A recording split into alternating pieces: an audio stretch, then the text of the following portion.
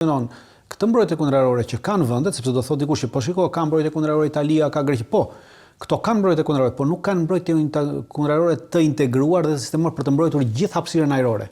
Mbrojtja kundërorë atyre nuk funksionon si umbrellë, funksionon vetëm për objekte të veçanta. Pra kanë mbrojtje kundërorë afër bazave të tyre, pra për të mbrojtur bazën nga sulmi, po jo për të mbrojtur ta zëm hidrocentralet, për të mbrojtur uzinat, fabrikat, siç e kishim neve. Neve në kohën e diktaturës proletariatit, pra që ishim që konsiderohet të tillë, neve kishim një mbrojtje kundërajrore të integruar dhe ne kishim, në rast se e mbani mend dhe ka shumë që e mbajnë mend që mund të jenë edhe më të mëdhej se mosha ime dhe juaja, repartet e mbrojtjes kundërajrore ishin të shpërndarë në gjithë territorin e Republikës së Shqipërisë dhe pothuajse në kodrat më dominante ndodheshin reparte kundërajrore dhe këto reparte kundërajrore bënin mbrojtjen integrale dhe ato mbrellën, pra ata mbronin jo vetëm repartet, pra bazat ushtarake, por kjo mbrojtje kundërajrore në një vendosur në një territor civil, pra ku kishte vetëm reparte dhe s'kishte gjëra tjetër, bënte atë mbrojtjen kundërajrore edhe për objekte tjera, pra për uzinat, për fabrikat, për hidrocentralet, për spitalet, për shkollat, pra gjithë kjo. Ky është sistemi i mbrojtjes kundërajrore që e kishim neve të integruar. Totalisht. Sistem dhe funksiononte i gjithë, pra çdo repart funksiononte me repartin tjetër, çdo repart me repartin tjetër, çdo repart kishte vëzhgues dhe përveç që kishin edhe vëzhgues nëpër pikat dominante. Në Bist Pallës kam qenë unë, në Rashbull kam qenë dhe kemi bërë ushtri. Ka pasur pikat dominante që i kishin repartet e mbrojtjes kundërajrore dhe pika dominante që kishte të pika vëzhgimi. Dhe ato vëzhgonin, pra ishin 1 ushtar, 2 ushtar, cilët vëzhgonin kalimi i qiell, pra edhe ato raportonin. Ajo e garantonte drejtën. Absolutisht, raportonin edhe për një avion civil që kalonte. Kaloi avioni civil, thoshte në filanor. Kaloi një avion filanor, filan lartësi, filan kështu. Dhe çdo gjë ishte e monitoruar. Dhe kjo bënte mbrojtjen kundërajrore të Republikës së Shqipërisë. Pra gjithë sistemi, gjithë hapësira ajrore e Republikës së Shqipërisë në atë kohë ishte e integruar mbrojtja kundërajrore, e lidhur gjithçka, pra ishte lidhur mbrojtja kundërajrore me të gjitha nivelet, me të gjitha llojet e topave të artillerisë kundërajrore dhe me raketat, pra edhe me sistemet raketore. Dhe në këtë mënyrë ti mbroje të gjithë territorin, ndërsa kjo nuk ekziston në Evropë. Pra ka mbrojtje kundërajrore vetëm nëpër bazat ushtarake që mbrojnë vetëm bazat ushtarake. Por nuk është pra në rast njësoj si ta vendosësh sot një mbrojtje kundërajrore në Kuçovë dhe ajo të mbrojë vetëm bazën e Kuçovës, por ajo nuk mund të mbrojë nesër asnjë lloj hidrocentrali që ndodhet në Gramsh ose aty afër, se s'ka kapacitet ta mbrojë. Pra kjo është problemi, nuk e mbron dot Shqipërinë. Dhe Evropa, edhe Amerika në këtë nivel është. Pra nuk kanë mbrojtje kundërajrore dhe nuk kanë mbulesë të mbrojtjes kundërajrore në gjithë hapësirën ajrore të tyre. Nuk kanë ombrell. Nuk kanë ombrell. Ndërkohë, dritan se me që dhe kjo është jashtë asaj që unë kam përgatitur. Po tani kush na garanton neve si Shqipëri mbrojtjen kundërajrore me qëra fjala dhe me që sot neve nuk kemi mbrojtje kundërajrore në këto qeveritë që erdhën pas vitit të gjitha qeveritë që erdhën pas vitit 1997 e nisën me socialistët dhe e vazhduan me demokratët e Berishës, morën vendim që të gjitha grykat dhe e zjarrit të artillerisë kundërajrore të shiteshin për skrap. Dhe u shitën për skrap. Sot neve nuk kemi asnjë gryk zjarrit të artillerisë kundërajrore. As 12 duke nisur që nga 12.7 mm. Se 12.7 mm, po, ai 12.7 është mitralozi mbrojtjes kundërajrore. Pra as ata nuk kemi. Pra duke nisur që nga ata e deri te topat 75, deri te topat 105 mm, pra nuk kemi asnjë. Jo, nuk na garanton asnjë. Sot neve kemi një policim të hapësirës ajrore. Pra ajo që neve kemi sot quhet policimi i hapësirës ajrore. Pra nuk është mbrojtja e hapësirës ajrore, por është policimi i hapësirës ajrore.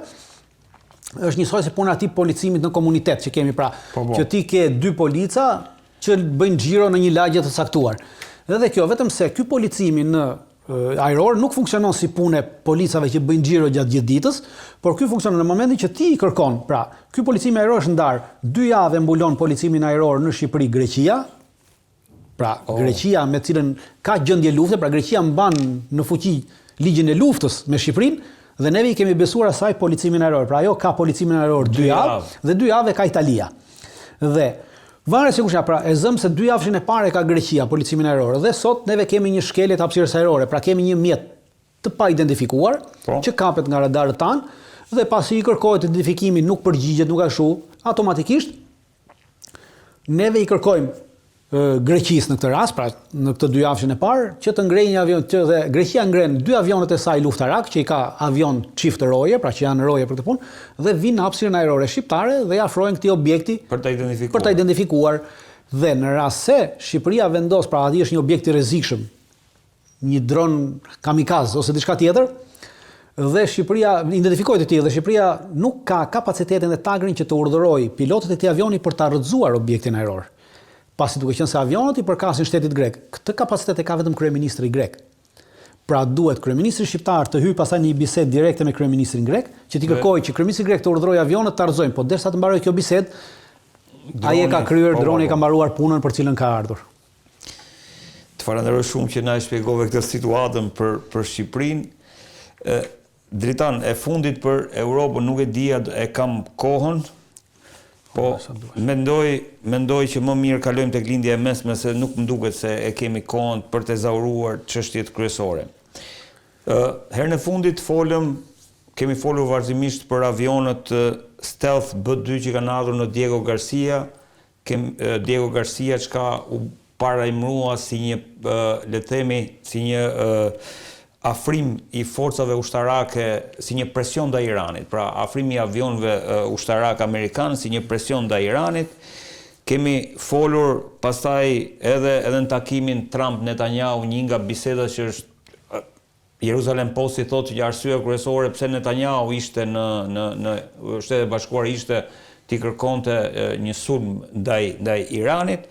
Ndërkohë, po flitet që edhe Irani ka lëvizur raketat me rrezet gjatë afër bazave amerikane.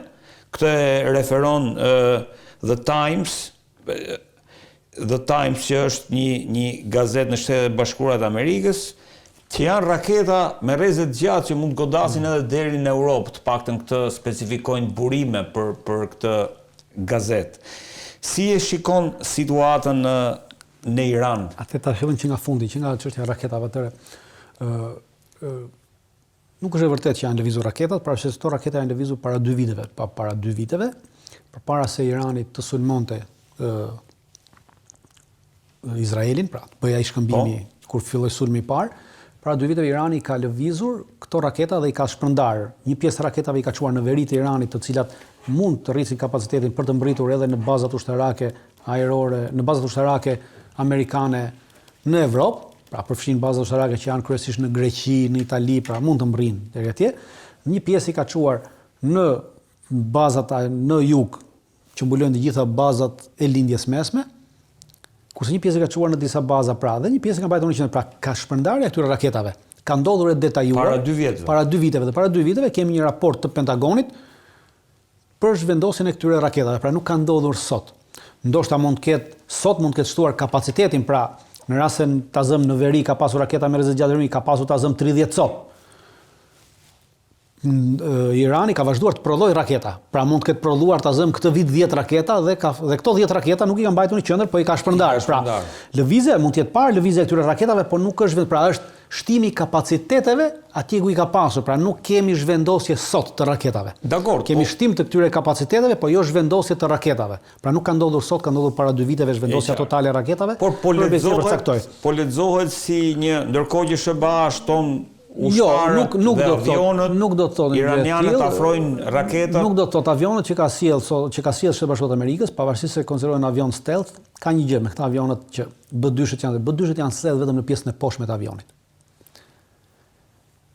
Pra, ky është avioni B2. Dhe nuk është i gjithë i stealth, pra nuk është i gjithë i padukshëm. Stealth domethënë i padukshëm. I padukshëm. Pra, nuk është i gjithë i padukshëm. Avionët B2 dhe B51 kanë vetëm pjesën e poshtme të padukshme, sepse në momentin që janë prodhuar para 40 viteve. Këta avion. Para 40-50 viteve. Në Diego Garcia. Dhe para 40-50 viteve funksionon dhe ishte bërë parashikoj që radari është poshtë. Dhe radari lëshon valën nga poshtë lart. Apo jo? Po. Dhe në momentin që kjo është stealth, pra nuk e kap radari, atëherë nuk vjen sinjali që ke objekt. Tashmë për këtë kohën moderne është bërë e panevojshme kjo. Pra ato nuk janë më stealth. Për shembull sot iranianët kanë marrë avionët Su-35. Po. Dhe avionët Su-35 kanë kapacitetet të fluturojnë në të njëjtën lartësi që fluturojnë B-52-shet, që fluturojnë B-2-shet, pra deri në 20. Su-35 është e njëjta gjenerat avionësh? Jo, Su-35 është gjenerat e 5. E 5. Pse po B-2-shi? B-2-shet nuk janë gjenerat e 5, janë gjenerat e 4. Po nuk ka disa B2-shet janë bombardues. Pra kurse atë dhe avioni Su-35 rus që kanë marrë iranianët kanë radar që detektojnë deri në 400-600 km larg. Dhe ky radari pra avioni është këtu lart, në të njëjtin nivel. Pra, se këta avionet bombardues fluturojnë në nivelin 20.000 metra, pra 20 km mbi tokë. Dhe në të njëjtin nivel fluturon edhe Suja, Su-35. Dhe radari Su-35 e kap sepse pjesa e sipër me avionit nuk është stiff, nuk është i padukshëm. Është normal. Pjesa e poshtme është e padukshme, kështu që radari i këtij avioni, radari Su-35 e kap këtë.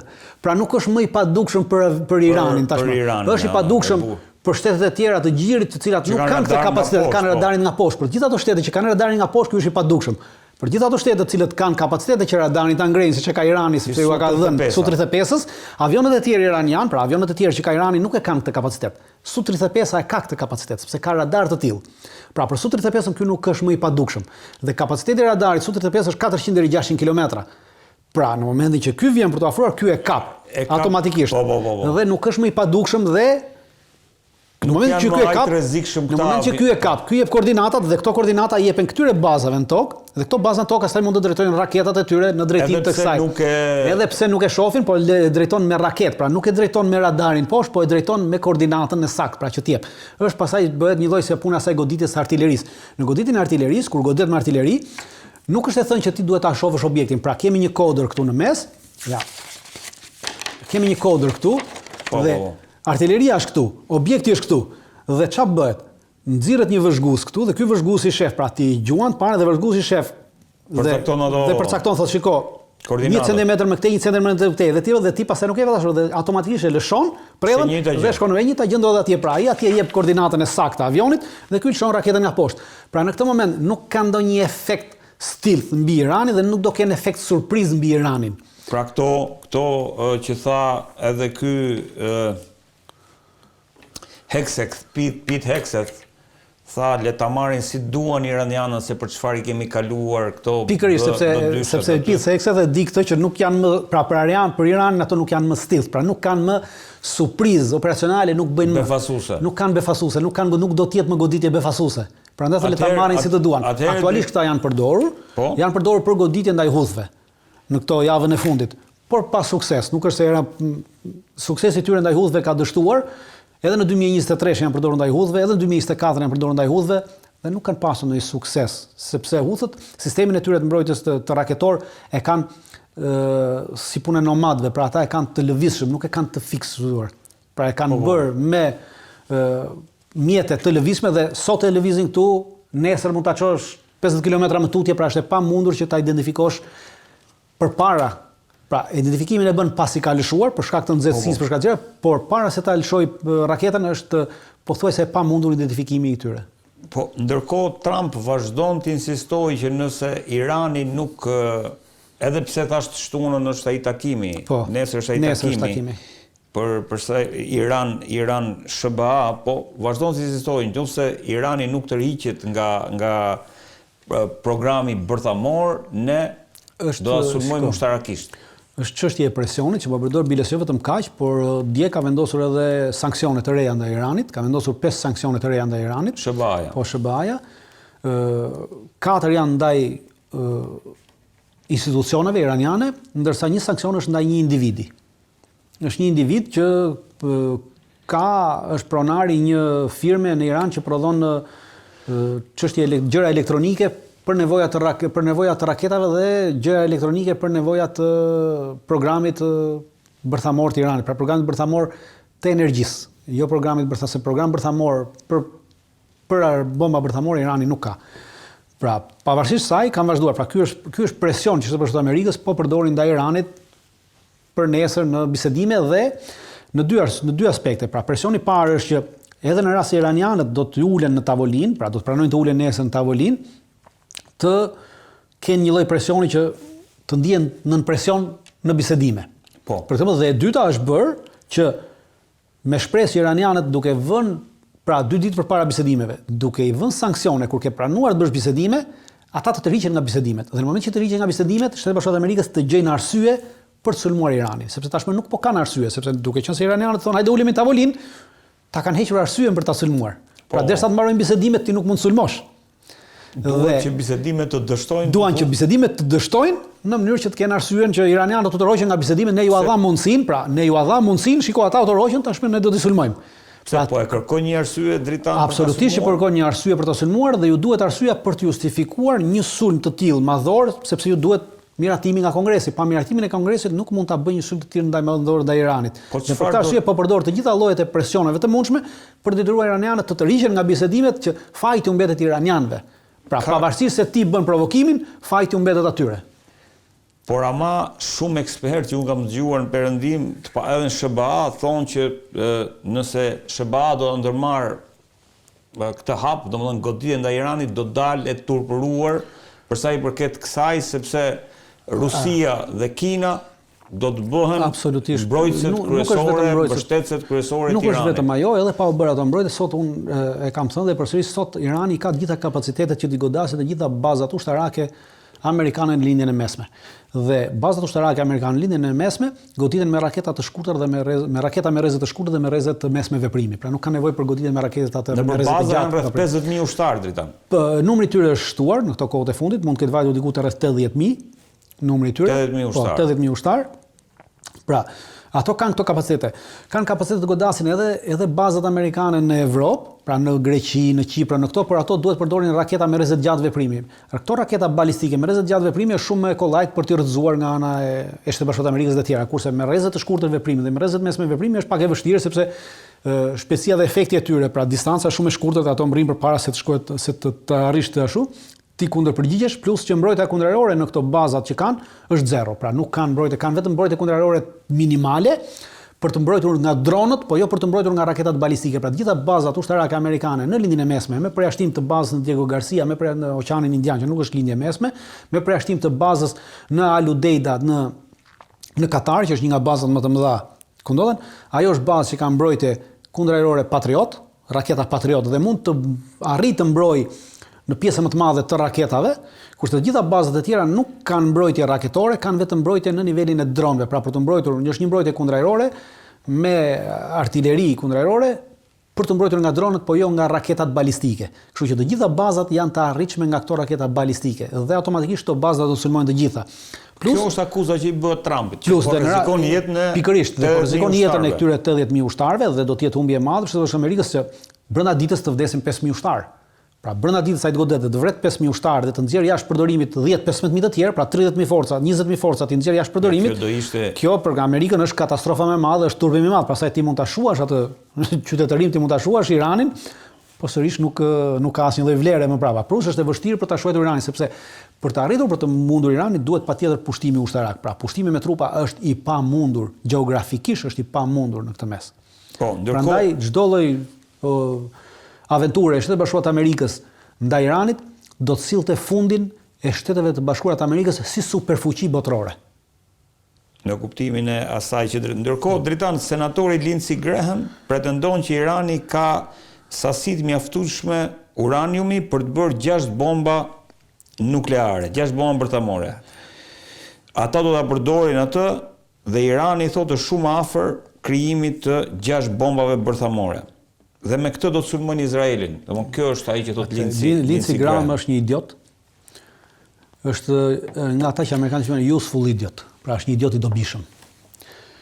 Ka qenë gjithë jetën e tij një idiot i dobishëm, pra që në momentin që ka dalë si senator, ky është një nga ata cilët bërtiste më të madhe që duhet të shuajmë. Ky ishte ai edhe e quaj idiot i dobishëm për arsye sepse para fillimit të luftës në Rusi, midis Rusisë dhe Ukrainës, Lindsey Graham ishte ai që bërtiste, pra përkrahte që në 2014 atë grushtin e shtetit që ndodhi në Ukrainë, udhëzimin e asaj qeverisë të ligjshme, dhe thoshte që Rusia është një pompë benzine e maskuar si shtet. Po, kjo është pra kjo është shpreha e tij. Që në 2014 edhe ka përsëritur këtë edhe gjatë këtyre 3 viteve luftë. Dhe na doli që Rusia nuk paska qenë një pompë benzine e maskuar si shtet. Po paska qenë një shtet i maskuar si bombë benzine, si pompë benzine. Si vjen çfarë bën, pra vuri përpara gjithë Amerikën e Lindsey Graham, gjithë NATO-n, gjithë Evropën dhe gjithë Perëndimin. Lindsey Graham e kritikoi Zelenskin, no? Lindsey Graham e kritikoi Zelenskin pse Zelenskin nuk pranoi të nënshtrohej siç pretendon Lindsey Graham dhe siç pretendon Trumpi. Por përpara se Trumpi të vinte në pushtet, Lindsey Graham ishte në dhjetor të vitit që shkoi ishte në takim te Zelenski dhe i tha që juve duhet të rekrutoni, tha, edhe 18 vjeçarët në luftë me Rusin.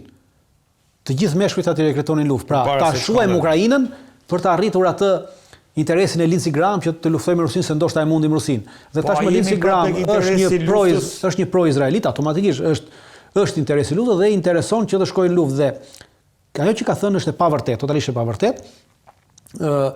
Niveli rusët kanë deklaruar që niveli i përqindjes së uraniumit të përpunuar të Iranit është në niveli 6.3%, e cila është nevojshme përdorur vetëm për nevoja energjie. Që ta përdorësh uraniumin për nevoja të bombës bërthamore duhet të jetë mbi nivelin 9.3%. Pra duhet të jetë niveli saj. A duhet t'i besojmë rusëve në këtë pikë, thonë ata se?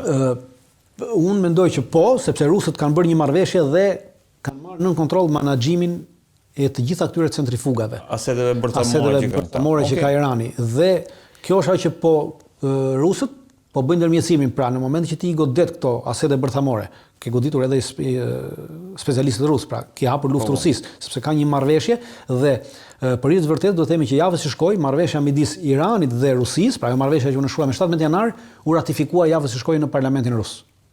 Çka e blindon edhe më shumë dhe të futë një konflikt me Rusinë nesër, pra në rast se ti godet këto objekte, të cilat në këtë marrëveshje të 17 janarit kanë kaluar në varësinë ruse. Sepse një nga pikat, pra do të jetë pika në marrëveshja e 17 janarit ishte 47 pika, diku te pika 19 a pika 20, nuk e mbaj më mirë, përcakton që qartësisht që të gjitha objektet e përpunimit të uranit, e rritjes së kapacitetit të uranit, të gjitha objektet bërthamore të uranit do të kalonin në varësi të agjencisë atomike ruse. Rosatom. Kjo është marrëveshja. Pra kjo është marrëveshja, pra është e përcaktuar qartësisht. Në këtë marrëveshje dhe në moment që kjo marrëveshje ka kaluar në parlament, këtu kemi një problem tjetër më të madh. Dhe rusët në atë marrëveshje përcaktojnë që këto qendra do të mbeten vetëm për nevoja për nevoja energjie dhe për nevoja shëndetësore dhe nuk do të përdoret ky urani për asnjë lloj gjëje tjetër. Prandaj thash, dhe pse ju besoj rusët? Sepse rusët kanë kollaj që të çojnë uranin, të çojnë bomba bërthamore. Thash, ata kanë 6000 koka. Pra nuk e kanë pasur problem që ta transferojnë një kokë bërthamore 2-3 e japin Iranit. Po nuk i kanë dhënë deri më sot sepse nuk kanë leverdi, sepse rusët kanë interesat e tyre strategjike në terren, pra kanë interesa edhe me Izraelin. Pse kanë interesa me Izraelin? Se po të marr pak kohë dhe po të dalë kjo. Aktualisht është lobi izraelit i cili ai po ndikon fuqishëm sot në Shtetet Bashkuara të Amerikës, që Shtetet Bashkuara të Amerikës t'i bëjnë presion qeverisë së Al-Sharës, të Iranit të Sirisë që të pranojë bazat ushtarake ruse në Siri, të mos i përzëj ato. Sepse Izraeli ka interes që rusët të jenë në Siri. Se në rast se ikin rusët atëherë duhet përballet direkt me Turqinë. Po qenia e rusëve i jep një garanci. Pse jep një garanci? Sepse ky terreni ku janë vendosur rusët është terreni i cili nesër Izraeli mund ta përdori për të fluturuar avionet e tij dhe për të goditur Hezbollahun në Liban. Ndërsa në rast se nesër në Siri do të vendosen totalisht turqit dhe rusët nuk janë atëherë, gjithë ky territor mbetet nën kontrollin e turqëve dhe në kontrollin ajror të turqëve, dhe të raketave turke dhe të radarëve turq. Dhe për të kaluar do të jetë problem, ndërsa kur kalon mbi zonat e kontrolluara nga rusët, nuk mund të hyjnë turqit dhe nuk mund të kërkojnë llogari rusë pse po e lini juve të kalojnë avionin, pse po e lini ju avionët izraelitë që të bombardojnë Libanin, të cilët edhe kanë bërë. Pra sa herë kanë bombarduar Libanin e kanë bërë edhe nga këtej. Sepse pra ju duhen patjetër rusët dhe rusët kanë nevojë edhe për izraelitët. Pra është e lidhur në mënyrë gjeostrategjike, kështu që Rusia absolutisht nuk ka për të dhënë bombën bërthamore në këtë pikë. Prandaj kemi këtë ndërthurje. Në lidhjen e mesme kemi aktualisht një ndërthurje të gjeopolitikës, është bërë si puna e tij gjarë, për që vjen kulash dhe nuk dihet ku i fillon bishti dhe ku mbaron koka. Dritan, e fundit besoj një nga arsyet